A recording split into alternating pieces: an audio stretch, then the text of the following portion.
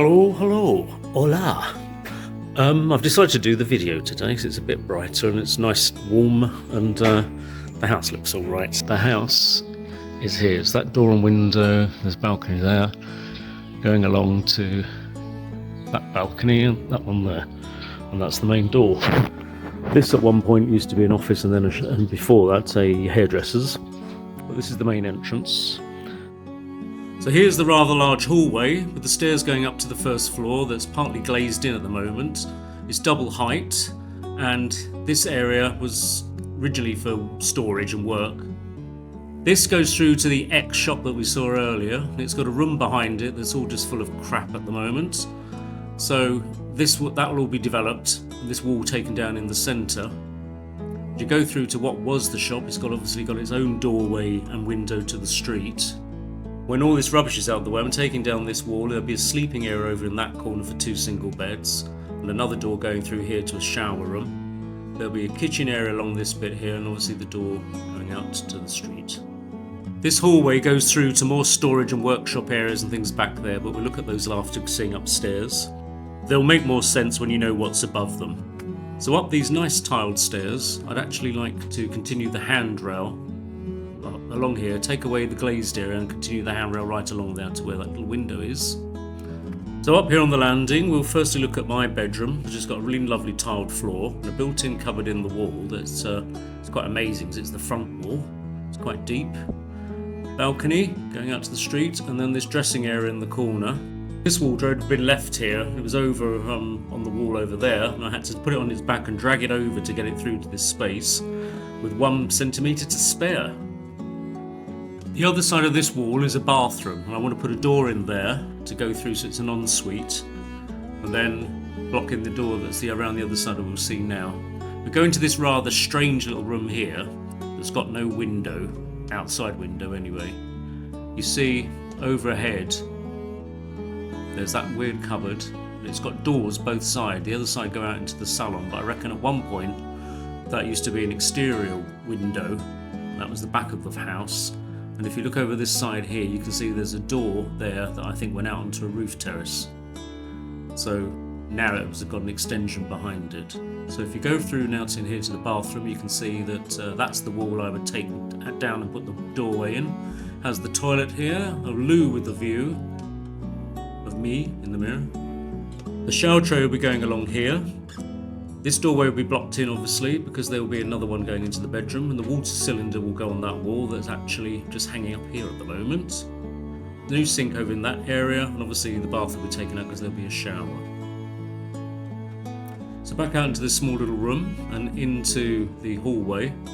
That window is going to be blocked in. We should go down now to this room that has a curved fireplace. The only fireplace in the building, actually. I thought there'd be more, but there's evidence of others that have been taken out in the past. That's a little balcony that goes out looking over to the street. It's only small, you can't actually get on it, but you can put plants in. It has very nice railings. All of this rubbish is going to have to be cleared out, but it's got a nice tiled floor eventually when that's all cleaned up. And here's that little window that looks over the stairs. I guess to have contact with people when they're working downstairs previously. But you can get a better perspective of it here. It's a really nice double height, and there'll be a chandelier thing going there eventually. Going back out to the hallway, on the left here there is stairs going up to the second floor, but we'll do that after we've done this floor. Next to it is this small kitchen that was used up until recently. I've cleaned up and I'm using now I've moved in. It's got a view out the back. There's a street running behind, and you can see from here the balcony of the living room, and over there will be the kitchen above the garage. You can see there's quite a big room. This will be used for storage, and there'll be a wash machine there that can plumb into this sink unit here. Going out to the left then, we go into the living room, the salon that I'm living in at the moment. That bookcase was already here, but I've got all my books out of storage because they needed to be aired. I've bought a log burner that's going to be plumbed through that cabinet space round and then up, and then the rest of that area will be blocked in. This back wall, you can see, goes out to a roof terrace, and it doesn't give you any view whatsoever. But the main thing is, the kitchen diner is outside here, above the garage space, but it's not connected to the house. So I'm going to take this wall down and extend by 1.5 meters to incorporate the kitchen, because it's got a good strong RSJ there. This little store has got a sink in it originally for doing the washing, and it's about to collapse, so I'm going to take it all down. And also the roof terrace round behind it is going to need to be removed because it's being supported. So we go into the kitchen, which is a lovely size for a kitchen diner. To the back there's 3 doors going out onto a small balcony and then down to the garden. And at this side as well there's also a little balcony looking out to the back street, and across the way there's the little kitchen I'm using at the moment. To the left is the salon. These units are going, but this is where I will have my new units, and the ceiling is also going to have to go because that's not very safe at the moment. So down here you can see the little balcony, which is nice. It's big enough for a little table and chairs, and there's access down to the garden, my first garden, and we'll do that later on once we've been upstairs. But I've actually got a date palm, a lemon tree, grapevine, and I've had to do a bit of clearing here because I couldn't actually get into it, so that's going to be another episode. These red units are rather like in a retro way, so I'm going to keep them and put them down in a workshop for storage because I'm going to try and use as much of the stuff here as I can. So going through now, we'll go upstairs to the second floor, which is the stairs on the right here. The stairs are actually quite nice and good condition, and I like the tiles, which is handy. That's one thing less to do. There's a little window here that looks out over to the kitchen, and you can see there the room above it. This first room is over the living room, so it's got a window to the left there looking over the street. The beams have been stripped halfway, so that's good, that's something less to do. And that little window there I'm going to remove eventually and put in double doors, because when the room downstairs is extended there'll be a balcony area here looking over the roof terrace, and you can see in the distance the mountains, which is rather lovely. This room's a good sized double. Here's one of the many wardrobes that have been left here. If you look out the window here you can also see the small kitchen that I'm using and the new one in the future with its room above it. Leaving here on the landing, to the left is an interior room that I'm going to have as a bathroom. So I'm going to have a toilet plumbed there, sink in front of it, and in the other corner there, left a shower tray. Here will be a fitted cupboard with the flue coming through from the wood burner. The bathroom will serve that bedroom and the one here that faces the street. This room's another good sized double. You can actually get 2 double beds, but it's full of this rubbish that's still yet to be gone. It's got a nice bed alcove and a balcony that faces out over to the street. So out of this bedroom to the right, there's another little hallway that I'm going to put double doors across here to make it into a little mini suite to do Airbnb probably. The bathroom here has already been started. There's all pipes going across to different parts of the bathroom. So I will have a double sink on this wall. Toilet here, because the plumbing can go through to there, and also from the bathroom the other side, that other one we just saw. And then there'll be a shower across over here and a double sink there. Leaving here, we turn the corner around to the left to go into a big double bedroom that's above my one, so it's the same size. It's a nice size with really nice tiled floors. It has a dressing room, wardrobe area, and an old wardrobe being left with a wooden trunk. There's also, of course, a balcony going off from the second floor here.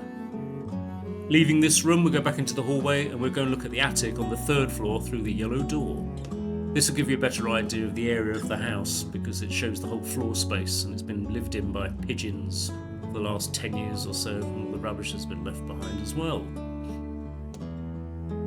Leaving the attic, back into the hallway and down the stairs, we'll now go down to the ground floor because we've done the first floor where the living room and the kitchens are. So, out onto the hallway, to the right and down the stairs. Down the stairs and back into the main hallway, we can see down on the left here there's an old workshop where everything's just been left, and I've got to clear all that out. So perhaps there's something I could keep, I don't know, but at the moment it's not looking that good. And then to the right round here there's the old water deposit where water was collected from the drain pipes from the roof, so it's an old well bucket and there's still water in there. So leaving here, we go round to the left and go into these stores that are underneath the living room and the terrace. So it's a very long room, But if it was a garage, you'd probably get about 5 cars in behind each other. I don't need all this space and there's no light, so I'm going to change this. But you can see here is the end of the living room now. This would be where the door goes out onto that roof terrace, and to the left would be the door going into the kitchen. We're under the first part of the terrace, and you can see it's being supported by these aggro posts where cement beams have had water damage get into them and made the iron supports rust, and this one's like hanging down in half, you see. So it doesn't look bad from upstairs, but it is a bit dodgy. So I'm going to have to have all this removed. And then through that wall is yet another room above the second part of the terrace. We'll look at that in a moment. This is another water deposit that collects water from the roof terrace, but that will have to be filled in because it won't be necessary. We'll now go into the garage, which is under the kitchen diner, to go and look at the other side of this wall. On the other side of that wall now, and you can see there's an archway going into the garage that I'm actually going to brick up because I want to build like a water trough thing. There's a water feature. And then this will be an outside patio area when the terrace above it has gone. Now out to the garden. It leads out from the back of the garage here. I've had a bit of a clear here just to see what I've got, but it's about 8 metres square. And there's a date palm there and a lemon tree next to it. You can see the lemons on it. This old ancient vine that sort of curls round and round the yard goes up to the roof terrace. That wall and doorway will be gone, and over that side will be the patio area where we were just now, where all the rubbish and the tyres were. Up here is the lemon tree, and you can actually see the lemons on it. And just to the next to it, here's the date plum with all the baby dates coming through, which is rather nice. Up there's the rear of the kitchen with its balcony. So that's the house, all 550 square metres of it. Bit of a daunting project. If you'd like to follow me in my progress, please push the subscribe button. And I should be doing regular videos of all the rooms being done individually from beginning to end. And then at the end I'll do a grand finale one, the house before and after. So, thanks for watching.